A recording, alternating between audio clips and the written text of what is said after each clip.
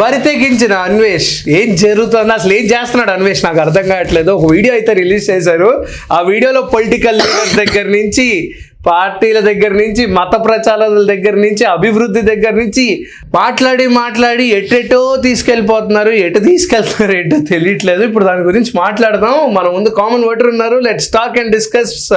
Hi ma'am. Hi Karthik. So అసలు మామూలుగా చెప్పట్లేదు, మైండ్ పోతుంది ఒక్కొక్క స్టేట్మెంట్ ఏంటంటే నిజంగా ఇక్కడ పెట్టిన బ్యాక్గ్రౌండ్ బాగుంది. బరి తెగించిన దోల్ తీరిన ఒక క్యాండిడేట్ అన్వేషణ్. అండ్ ఈ క్యాండిడేట్ పైన లుకౌట్ వారెంట్స్ ఇష్యూ అయింది. At the same time NBW అంటే non bailable warrant cases lodge అయిపోయినాయి. అండ్ వీడు ఎక్కడున్నా కూడా యాక్చువల్లీ నిన్నే రావాలి, కానీ వీడిని తీసుకురావడానికి ఇంకొక 2 రోజులు 3 రోజులు మ్యాక్స్ పడుద్ది. వీడు ఇప్పుడు జపాన్ ఎయిర్వేస్ పెట్టాడు ఒకటి మొన్న, నేను వెళ్ళిపోతున్నాను ఇక్కడి నుంచి అక్కడికి, అక్కడి నుంచి ఇక్కడికి అని చెప్పి పిచ్చి ప్రసంగాలన్నీ పెడతా ఉంటాడు. సో ఈ క్యాండిడేట్ లిటరల్లీ ఒక వేస్ట్ లూజ్ ఫెలో. ఈ లూజ్ ఫెలో గడికి ఇప్పుడు కేసులు పడిన తర్వాత తప్పేంటంటే వీడిపైన లుకౌట్ నోటీస్ 2 నెలల క్రితం ఇష్యూ చేస్తుంటే వీడింత బాగేవాడు కాదు. సో ఇప్పుడు ఏంటి వీడేమంటున్నాడు నీ దృష్టిలో? నా దృష్టిలో వీడు మాట్లాడిన పాయింట్స్ ఏంటంటే, పాస్పోర్ట్లు నా దగ్గర 3-4 ఉన్నాయి. అందులో 140 దేశాలు ఏవైతే 140 దేశాల వరకు నేను తిరిగే ఛాన్స్ ఉంది. నేను 2035 లోపు మీరు ఎంత ట్రై చేస్తే, మీరు ఎంత బాగా కృషి చేస్తే అప్పుడు నేను వచ్చే ఛాన్సెస్ ఉంటాయి. వీడు ఏమన్నాడంటే, కృషితో నన్ను ఇండియాకి మీరు రప్పించవచ్చు 2035 దాకా మీ కృషి చేస్తే నేను వస్తాను, లేకపోతే రానన్నాడు. వాళ్ళ మదర్ చనిపోయినా, ఫ్లైట్ వేసుకుని స్వర్గంకి వెళ్ళిపోయినా నేను రానన్నాడు. క్లియర్ కట్ గా చెప్పేశాడు. దాని తర్వాత నన్ను మీరు ఎలా లాక్కొస్తారో చూడండి, రెన్యువల్కి అప్పుడు వచ్చిన తర్వాత చూడండి అన్నాడు. ఇప్పుడు చంద్రబాబు నాయుడు గారి పైన ఇన్ని కేసులు ఉన్నాయి అన్నాడు. 19 కేసులు చంద్రబాబు నాయుడు గారి పైన ఉన్నాడు. రేవంత్ రెడ్డి గారి పైన 89 కేసులు ఉన్నాయన్నారు. కేసీఆర్ గారి మీద 9 కేసులు, జగన్ గారి మీద 29 కేసులు ఎన్నో ఉన్నాయి. నా మీద పడిన 3 కేసులకి మీరు ఏంటి నన్ను లాక్కొచ్చేది అని క్వశ్చన్ చేస్తున్నాడు. వీడు లిటరల్లీ ఇక్కడ జరిగింది ఏంటంటే హిందువుల పైన చేసిన దాడి. అంటే మిగతా పరమతస్తులను ఇండియా నుంచి గెంటేస్తారా? ఎవరు గెంటట్లా. India is a secular country. ఇక్కడ లిటరలీ మైనారిటీస్ అని అంటారు కానీ అందరూ హాయిగా ఉంటాం. ఇలాంటి వెదవ కూర్చుని ఇతను జగన్మోహన్ రెడ్డి ఇద్దరే హిందువుల పైన దాడి చేస్తున్నారు. లిటరలీ ఇది జరుగుతుంది, ఇది వాస్తవం. ఈ క్యాండిడేట్ గారు కూర్చుని నన్ను ఇండియాకి మీరు ఎలా తెప్పిస్తారంటే సజ్జనాన్ని గారు చూసుకుంటారు. ఇప్పుడు లుకౌట్ నోటీస్ ఇష్యూ చేసిన తర్వాత ఇంటర్పోల్ యాక్టివేట్ అయిపోయి వీడు ఎక్కడెక్కడ ఉన్నాడో పట్టుకుని వాడిని ఢిల్లీకి తీసుకొస్తారు. ఢిల్లీకి తీసుకొచ్చిన తర్వాత ఈ క్యాండిడేట్ మీద ఎక్కడెక్కడ రిజిస్టర్ కంప్లైంట్స్ ఉన్నాయో అక్కడికి పంపిస్తారు. పంపించిన తర్వాత వాళ్ళు వీడి బడితి పూజ చేస్తారు.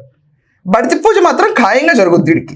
అయితే దీంతో పాటు మనోడు ఇంకేం మాటలు మాట్లాడాడంటే, స్టార్టింగ్ కొంచెం స్టార్ట్ చేసినప్పుడు సాఫ్ట్ గా నన్ను ఎందుకు ఇలా అంటున్నారు, బయట ఎన్నో జరుగుతున్నాయి, మీకు మతాలే గుర్తొచ్చాయి అన్న మనిషి 2 దేశాల్లో మైండ్ చేంజ్ అయిపోయి, నేను తెక్కలోడిని, నేను ఇలాగే మాట్లాడతా, నన్ను దమ్ముంటే ఆపండి, మీరు ఆపగలుగుతారా, నన్ను ఏం చేస్తారో చూద్దాం, నేను మా తండ్రి తల్లిదండ్రులు కూడా ఫ్లైట్ వేసుకుని స్వర్గానికి వెళ్ళడానికి రెడీగా ఉన్నారు, వాళ్ళు వెళ్ళిపోయినా సరే నేను రాను, మీరు నన్ను ఎలా ఆపుతారో నేను చూస్తాను అంటున్నా. అన్వేష్ గారిని చూస్తుంటే నాకు మాటలు కూడా రావట్లేదు. బేసికలీ వీడు రెచ్చగొడుతున్నాడు.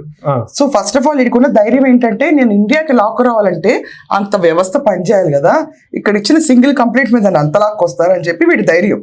సెకండ్ థింగ్ ఏంటంటే, వీడికి అర్థం కావట్లా NBW's ఇష్యూ అయిన తర్వాత వీడు ఒకవేళ అరెస్ట్ అయితే ఖచ్చితంగా ఒక 5-6 నెలలు అయితే బయట భూమి కనపడ్డు. ఎందుకంటే వీడు ఒక్కసారి ఇండియాకి రాగానే వీడిపైన 100 మంది కేసులు పెడతారు. హిందూ మతస్థులు అందరూ వీడిపైన కేసులు పెడతారు. ఇదంతా కాకుండా చాలా మంది పెద్ద పెద్ద మనుషులందరినీ లాగి పిచ్చి తిట్లు తిట్టాడు. ఏపీ తెలంగాణలో వీడు వస్తే మోస్ట్ వాంటెడ్ క్రిమినల్ కింద చూస్తారు. అండ్ వీడి ధైర్యం ఏంటంటే, వీడికి పెళ్ళి అవ్వాల, తాడు బొంగరం లేనిదవా, వీడు ఎక్కడ పడితే అక్కడ Airbnbs లో ఉండిపోతాడు. వెళ్ళిపోయి అప్పటికప్పుడు గడిపేసి అప్పటికప్పుడు ప్రతి చోట ఒక గర్ల్ ఫ్రెండ్, నేను మిస్ అవుతున్నాను ఈ అమ్మాయిని అని చెప్పి వీడియోలు పెడతాడు. సో ఒక నీచమైన మనిషి, ఫ్రాంక్లీ స్పీకింగ్. అంటే లిటరలీ ఈరోజు నేను ఈ అమ్మాయితో ఉన్నాను, నా గర్ల్ ఫ్రెండ్కి నేను మెసేజ్ ఇస్తున్నాను అని చెప్పినాడు. లిటరలీ ఈడెక్కడ సంస్కారవంతమైనడు. అండ్ కూర్చుని ఈడు తెలుగులో, అంటే లిటరలీ ఎక్కడన్నా పురాణాల్లో ఎతికినా కూడా సీతాదేవి పైన ఎలాంటి అగాయిత్యం జరగల. ద్రౌపది గారి పైన ఎలాంటి I mean to say rape అన్న వర్డ్ వాడేశాడు చూడాడు. అండ్ ఇంకోటి ఏంటంటే మనోడు చూపించిన వీడియోలో ఒకటి క్లియర్ కట్ గా అయితే చూపించాడు. గరికపాటి గారు సీతాదేవి మీద అత్యాచారం వీడియో చూపించి అత్యాచారాన్ని ఇంగ్లీష్ లో ఏమంటారు, రేప్ అని అంటారు. మరి నేనేమన్నాను, అదే కదా అన్నాను అని కూడా గరికపాటి వారు అత్యాచారం అని ఎక్కడ అనలేదు. ఆయన ఎక్కడ సీతాదేవి పైన అత్యాచారం జరిగిందని చెప్పి గరికపాటి వారు అనలా. అసలు ఇలాంటి మాటలు ఎన్నిసార్లు అంటూ మహాపాపం. We should not be using such words. So first ఇప్పుడున్న సిచ్యువేషన్ ఏంటంటే వీడు ఎందుకు ఇంత వర్కప్ అవుతున్నాడు, అందరు పొలిటికల్ లీడర్స్ తో వీడు కంపేర్ చేసుకుని ఆ లెవెల్ నాడు పెద్దగా చేసుకుందామని ట్రై చేస్తున్నాడు. నేను రెగ్యులర్ క్రిమినల్ కాదు, మిగతా వాళ్ళలాగా ఉన్న పెద్ద క్రిమినల్ నేను అన్నట్టు చూపించుకుంటున్నాడు వీడు. అంటే I'm not saying politicians are criminals, వాళ్ళపైన ఉన్న కేసులు నా పైన ఉన్నాయి, అలాగే నేను కూడా వాళ్ళలో ఒకండి అన్న ఒక బ్రిడ్జ్ ని ఏర్పాటు చేసుకుంటున్నాడు వీడు. మనం అబ్జర్వ్ చేస్తే వీడి వ్యూస్ చాలా పడిపోయింది. అవును, అండ్ సబ్స్క్రైబర్స్ కూడా లేరు. సబ్స్క్రైబర్స్ లేరు. ఇన్స్టాగ్రామ్ లో మాత్రం వీడికి అక్కడక్కడ షేర్స్, రీల్స్, షార్ట్స్ లో వెళ్తున్న వెదో కింద మిగిలాడు తప్ప ఇదివరకు అట్లాగా వీడిని ఎవరు ఎంకరేజ్ చేయట్లా. ఎంకరేజ్ చేసేవాళ్ళు కూడా వీడు ఏం పెంట చేస్తున్నాడని చెప్పి చూసేవాళ్ళే ఉంటున్నారు. అసలు ఫ్రాంక్లీ తప్పంతా మన వాళ్ళది కూడా ఉంది. అండ్ అన్సబ్స్క్రైబ్ చేయకుండా ఎంతకాలం ఉంచడం ఏంటి? సో వీడు ఎంత వెదవేషాలు వేసినా the steam has started.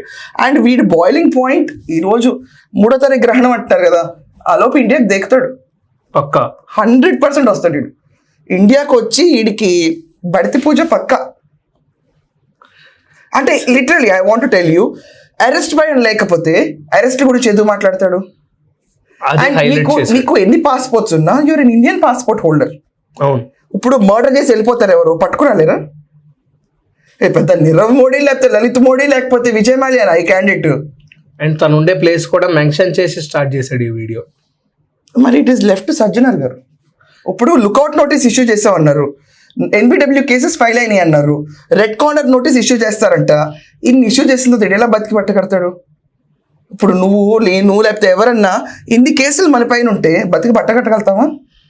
And మనోడు దాని మీద కూడా కొంచెం సాఫ్ట్ కార్నర్ బిల్డ్ చేసుకోవడానికి 2 పాయింట్స్ అయితే యూజ్ చేశాడు. 2 కేసులు నా మీద పడినవి కూడా నేను మన దేశంలో ఉన్న యూత్ ని అభివృద్ధి చేద్దామని ట్రై చేశాను. దాని మీద కూడా నా మీద కేసులు పెట్టి అభివృద్ధి ఏమి ఉండదు. వాడు చెప్పేది ఏంటంటే India is a rape country, ఇక్కడ ఉమెన్ సేఫ్ కాదు, హిందూస్ అందరూ మిగతా వాళ్ళని గెంటేస్తారు, ఇలాంటి ఇష్యూస్ రైజ్ చేస్తాడు.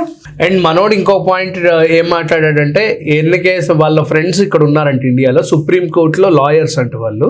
సో వాళ్ళు నాకు చెప్పారు, తడిగుడ్డేసుకుని పడుకో మావా, నీకేం ప్రాబ్లం ఉండదు, నువ్వేమి ఎక్కువ ఆలోచించగని చెప్పారు నాకు. చూద్దాం, మెన్షన్ చేసి చూద్దాం ఎంత ఏమవుతుందో. ఓకే, సో చూసారు కదా, ఇది ఇవాళ వీడియో అబౌట్ బరితెగించిన అన్వేష్. దీని గురించి మళ్ళీ తెలుసుకుందాం. Until then keep watching #you. This is Karthik signing.